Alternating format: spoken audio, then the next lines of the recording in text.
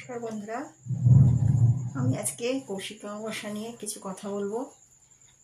এই বছর কৌশিক অমাবস্যা 2024 কৌশিক অমাবস্যা 2রা সেপ্টেম্বর পালিত হবে।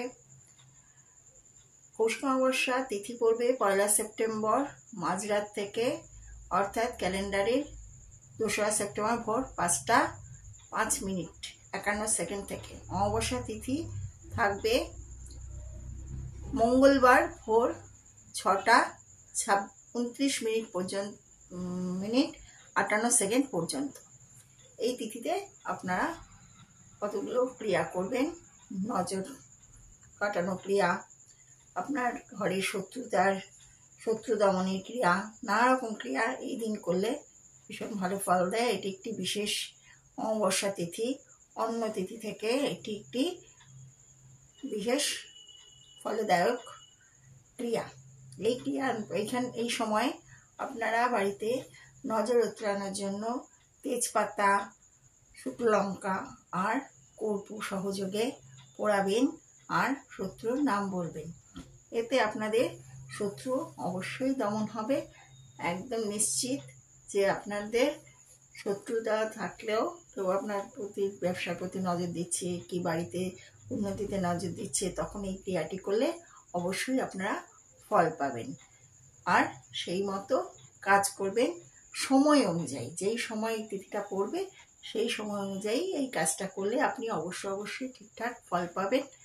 আরও কতগুলো ক্রিয়া আছে সেগুলো একে একে বলতে থাকবো। আমার ভিডিওটি পুরো দেখুন, ভালো লাগলে লাইক কমেন্ট শেয়ার করে দেবেন। আর প্রতিটা ভিডিও দেখবার জন্য চ্যানেলটি সাবস্ক্রাইব করে দেবেন। আর দেখতে এঠো বাসন কোসন রাখবেন না, আর পরিষ্কার রেখে ছেঁড়া জামা কাপড়, ছেঁড়া কোনো কিছু রাখবেন না।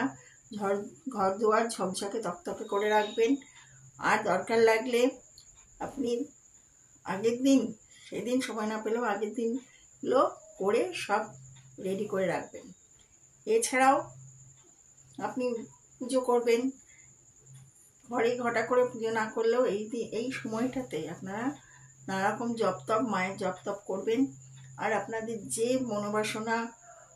মনোকামনা নিয়ে আপনারা পুজো করবেন সেইটা এই সময় করবেন। সময় তিথি মেনে আপনারা পুজোটা করবেন। আর পুজোর শেষে ধূপ ধুনো কর্পূর সহযোগে অবশ্যই ঠাকুরকে আরতি করবেন। আর শত্রু দমনের জন্য তো আগেই বলেছি, আবারও বলে দিচ্ছি, তেজপাতা, শুকনো লঙ্কা, কর্পূর সহযোগে পোড়াবেন আর শত্রুর নাম করে সেটি করবেন। দেখবেন আপনার শত্রু নিমেষের মধ্যে চলে যাবে, আপনার কোনো রকম ক্ষতি করতে পারবে না। আপনি নিজের প্রোটেকশন নিজের রক্ষা নিজেই করতে পারবেন। এই সব ছোট ছোট ক্রিয়াগুলো করুন, তাতে আপনারা ভালো থাকবেন। আর এই দিনটি ঠিক করে আপনারা উদযাপন করুন আর দিনটিকে কাজে লাগান।